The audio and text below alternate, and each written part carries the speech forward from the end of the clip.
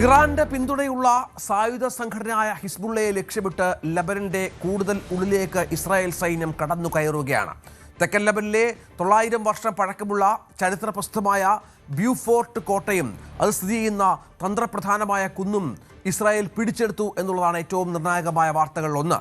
1/4 നൂറ്റാണ്ടിന് ശേഷമാണ് ലബനന്റെ ഇത്രയും ഉള്ളിലേക്ക് ഇസ്രായേൽ കടന്നു കയറുന്നത്. കഴിഞ്ഞ കുറേ ദിവസമായി ലബനിലെ ഇസ്രായേൽ ലക്ഷ്യം വെക്കുന്നുണ്ട്. ഹിസ്ബുള്ളയാണ് ഉന്നമെന്നും ലബനിലെ സർക്കാർ തങ്ങളുടെ ലക്ഷ്യമല്ല എന്ന് പറയുമ്പോഴും നിരവധി സാധാരണക്കാർ കൊല്ലപ്പെടുന്നു. ഏറ്റവും ഒടുവിലത്തെ വിവരമനുസരിച്ച് അവിടുത്തെ ഒരു ആശുപത്രി സമുച്ചയത്തിന് നേരെ പോലും ഇസ്രായേൽ ആക്രമണം അഴിച്ചുവിട്ടു. അവിടെ സംഭവിച്ചത് 15ഓളം ആരോഗ്യ പ്രവർത്തകർക്ക് വലിയ പരിക്ക് പറ്റിയെന്നാണ്. അത് മാത്രമല്ല, ഇസ്രായേൽ പറയുന്നത് ഇനിയും കൂടുതൽ പ്രദേശങ്ങളിലേക്ക് കടന്നു കയറും എന്ന് മറ്റുമാണ്. ലോകരാജ്യങ്ങളാകട്ടെ ഐക്യരാഷ്ട്ര സംഘടനയുടെ ഇടപെടൽ ഈ വിഷയത്തിൽ ആവശ്യപ്പെടുന്ന പശ്ചാത്തലം കൂടിയുണ്ട്. എത്രയും വേഗം സുരക്ഷാ സമിതി വിളിച്ചു ചേർക്കണമെന്നാണ് പറയുന്നത്. ബെഞ്ചമിൻ നെതന്യാഹു പറയുന്നത് തങ്ങളുടെ സൈനിക നടപടിയിലേക്കുള്ള നാടകീയമായ ഒരു വഴിത്തിരിവാണ് ഈ വിഷയമെങ്കിൽ എന്നുള്ളതാണ്. അതായത് ഇനിയും നടപടികൾ ലബനെതിരെ ഉണ്ടാകും എന്നാണ്. ഹിസ്ബുള്ളയുടെ ശക്തി കേന്ദ്രമാണ് ഈ ബ്യൂഫോർട്ടിന് സമീപത്തെ നബാത്തിയ നഗരമെന്നാണ് ഇസ്രായേൽ പറയുന്നത്. അവിടെ അടക്കമാണ് ഈ ആക്രമണവുമായി അവർ മുന്നോട്ട് പോകുന്നത്. വളരെ പ്രധാനപ്പെട്ട വിവരമാണ് ഇത്. മനു ഭരത് വിവരങ്ങളുമായി ചേരുകയാണ്. മനു, ഈ ഇറാനുമായുള്ള എഗ്രിമെന്റിന്റെ പ്രധാനപ്പെട്ട ഒന്ന് നമുക്കറിയാം, ലബനെ ഇസ്രായേൽ ആക്രമിക്കില്ല എന്നുള്ളതായിരുന്നു. അതിൽ ഇറാൻ കടുംപിടുത്തം തുടരുന്നതുമുണ്ട്. അതിനിടയിലാണ് ഇപ്പോൾ കൂടുതൽ ആക്രമണങ്ങൾ ഈ തെക്കുള്ള നമ്മുടെ ഈ സഹറാനി നദിക്ക് തെക്കുള്ള ലബനൻകാരോട് ഒഴിഞ്ഞു പോകാനും മറ്റും ഇസ്രായേൽ ആവശ്യപ്പെട്ടിരിക്കുകയാണ്. അത്രത്തോളം കടുത്ത ആക്രമണം, അതിന്റെ പശ്ചാത്തലം എന്താണ്? നമുക്ക് ലഭിക്കുന്ന ഏറ്റവും ഒടുവിലത്തെ വിവരങ്ങൾ അനുസരിച്ച് ലബനനിൽ കനത്ത ആക്രമണം നടത്താനുള്ള നിർദ്ദേശം തന്നെ ആണ് ഇസ്രായേലി സൈന്യത്തിന് ലഭിച്ചിരിക്കുന്നത്. ഇതിനെ തുടർന്നാണ് ദേർ സഹ്റാനിയിലും നബത്തേഹിലും ഒക്കെ ജില്ലകളിൽ ഒക്കെ കനത്ത ആക്രമണം ഉണ്ടായത്. 8 പേർ കൊല്ലപ്പെട്ടു, 19ഓളം ആളുകൾക്ക് പരിക്കേറ്റവരിൽ സ്ത്രീകളുണ്ട്, കുട്ടികളുണ്ട്. അങ്ങനെ നിൽക്കുമ്പോഴും നെതന്യാഹു ഒരു കാര്യം വ്യക്തമാക്കുന്നു. ബെന്യാമിൻ നെതന്യാഹു പറയുന്നത് ഈ സംഘങ്ങളോട് തുടർന്ന് മുന്നോട്ട് നീങ്ങാനുള്ളൊരു നിർദ്ദേശമാണ് ഇപ്പോൾ നൽകിയത്. ഹെസ്ബുള്ളയ്ക്കെതിരെയുള്ള ആക്രമണം കടുപ്പിക്കുക എന്നത് തന്നെയാണ് തങ്ങളുടെ നിലപാട് എന്ന് പറയുന്നു. ഈ ബ്യൂഫോർട്ട് കാസിൽ അവിടെ തന്നെ തുടരാൻ ചില സൈനിക വൃത്തങ്ങളോട് അല്ലെങ്കിൽ സൈനിക സംഘങ്ങളോട് ആവശ്യപ്പെട്ടതായി ഇസ്രായേലിൻ്റെ പ്രതിരോധ മന്ത്രിയും വ്യക്തമാക്കുന്നു. അങ്ങനെ ഇത് ഒരു തന്ത്രപ്രധാന നീക്കം എന്ന തരത്തിലാണ് ഇസ്രായേൽ കാണുന്നത്. കാരണം രഞ്ജിത്ത് നേരത്തെ സൂചിപ്പിച്ചതുപോലെ ഇത് 900 വർഷത്തോളം പഴക്കമുള്ളതാണ് ഈ ബ്യൂഫോർട്ട് കാസിൽ. അത് ഒരു ലെബനനിലെ ഒരു ഏറ്റവും തന്ത്രപ്രധാനമായ ഒരു സ്ട്രാറ്റജിക് ബ്രിഡ്ജ് എന്ന നിലയിൽ അറിയപ്പെടുന്നതാണ്. മാത്രവുമല്ല, അവിടെ അത് പിടിച്ചടക്കുക എന്നത് ഇസ്രായേലിനെ സംബന്ധിച്ചിടത്തോളം സൈനികമായ ഒരു നേട്ടവുമാണ് എന്ന കാര്യത്തിൽ തർക്കമില്ല. അപ്പോൾ ഇത്തരം ഒരു സാഹചര്യമാണ് അവിടെ നിലനിൽക്കുന്നത്. പക്ഷേ ഇപ്പോൾ ഏറ്റവും ഒടുവിലായി നമുക്ക് ലഭിക്കുന്ന വിവരം അനുസരിച്ച് മാർക്കോ റുബിയോ പ്രതിരോധ സെക്രട്ടറി ഈ വിഷയത്തിൽ ഇടപെട്ടിരിക്കുന്നു. ഒരു പ്രശ്നപരിഹാരത്തിനുള്ള സാധ്യത അദ്ദേഹം ആരായുന്നുണ്ട് എന്നാണ് പറയുന്നത്. ലബനനും ഇസ്രായേലിനും ഇടയിൽ എന്തെങ്കിലും ഒരു പ്രശ്നപരിഹാരത്തിന് സാധ്യതയുണ്ടോ എന്ന് നോക്കുന്നു. ലബനീസ് പ്രസിഡന്റ് ജോസഫ് ഔണും അതുപോലെ ഇസ്രായേലിൻ്റെ പ്രധാനമന്ത്രി ബെന്യാമിൻ നെതന്യാഹുവുമായി മാർക്കോ റുബിയോ ഇപ്പോൾ ചർച്ചകൾ നടത്തിയിരിക്കുന്നു. അദ്ദേഹം ഇരു നേതാക്കളുമായും സംവദിച്ചിരിക്കുന്നു. അപ്പോൾ അതിൽ അമേരിക്ക ഇപ്പോൾ ഏറ്റവും ഒടുവിൽ ആവശ്യപ്പെട്ടിരിക്കുന്നത് ഹെസ്ബുള്ള അവരുടെ ആക്രമണങ്ങൾ അവസാനിപ്പിക്കണം.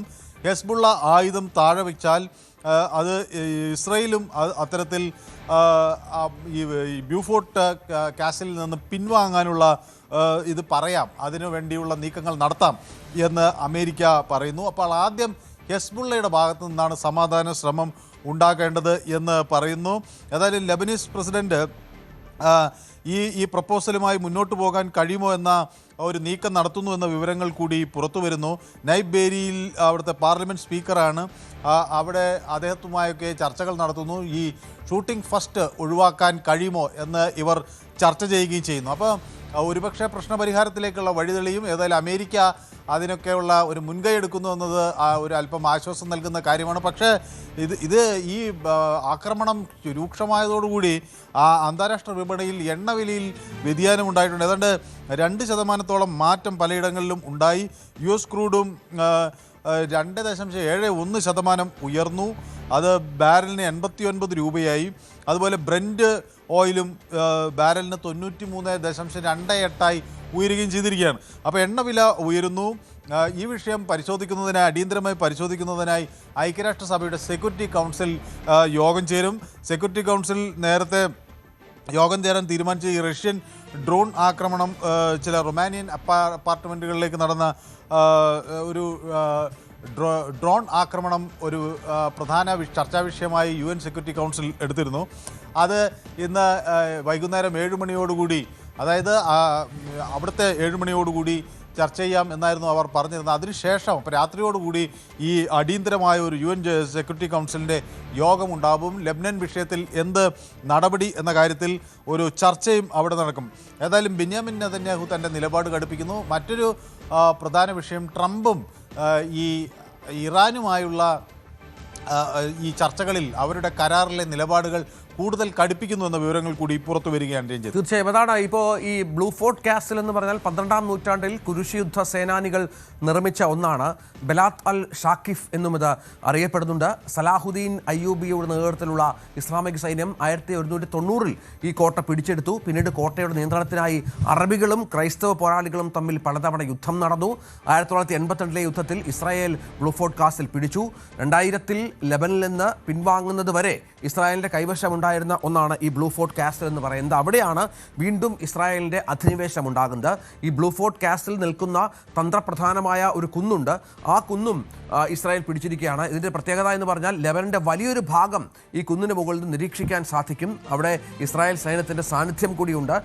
തങ്ങളുടെ രാജ്യത്ത് നേരെയുള്ള കടന്നുകയറ്റം എന്നും അധിനിവേശമെന്നും ഇതിനെ ലെബനൻ വിശേഷിപ്പിച്ചു കഴിഞ്ഞു. ഐക്യരാഷ്ട്രസഭയുടെ ഇടപെടൽ അവർ ഈ വിഷയത്തിൽ പ്രതീക്ഷിക്കുകയാണ്. ഇതിനിടയിൽ അമേരിക്കയ്ക്കും ഇറാനുമിടയിൽ വെടിനിർത്തൽ തുടരുന്നതിനിടെ ഒരു കരാറിലേക്കൊന്നും കാര്യങ്ങൾ എത്തിയിട്ടില്ല. കരാറിൽ അനിശ്ചിതത്വം ഇപ്പോഴും നിലനിൽക്കുകയാണ് എന്നുള്ള വിവരങ്ങൾ കൂടി പുറത്തു വരുന്നുണ്ട്.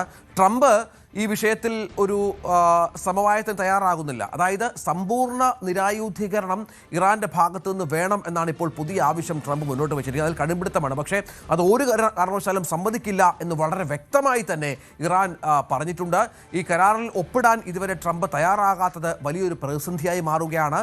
അതിന് തയ്യാറല്ല എന്ന് ഇറാൻ പറയുമ്പോൾ ഇതിനിടയിൽ 100 കോടി രൂപയുടെ $100 കോടി ക്രിപ്റ്റോ ആസ്തികൾക്ക് അമേരിക്ക ഉപരോധം ഏർപ്പെടുത്തി ഇറാൻ്റെ എന്നുള്ളതും ഈ കരാറുമായി ബന്ധപ്പെട്ട് വലിയൊരു പ്രതിസന്ധിയായി മാറിയിരിക്കുകയാണ്. ഏതായാലും നമുക്കറിയാം, ഹോർമുസിലടക്കം നിയന്ത്രണത്തിൻ്റെ കാര്യത്തിൽ തർക്കമുണ്ട്, ആണവായുധത്തിൻ്റെ കാര്യത്തിൽ തർക്കമുണ്ട്.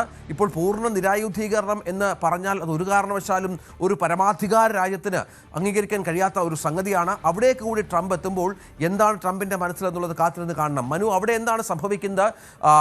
പല കരാറുമായി ബന്ധപ്പെട്ട വ്യവസ്ഥകളൊക്കെ നേരത്തെ പുറത്തു വന്നിരുന്നു. 60 ദിവസത്തെ കൂടി ഒരു യുദ്ധം ഇല്ലായ്മ നീട്ടുമെന്നുള്ള വിവരങ്ങളൊക്കെ പുറത്തു വന്നിരുന്നു. അതിനിടയിലാണ് ഇപ്പോൾ ട്രംപിൻ്റെ പുതിയ നിബന്ധനകൾ.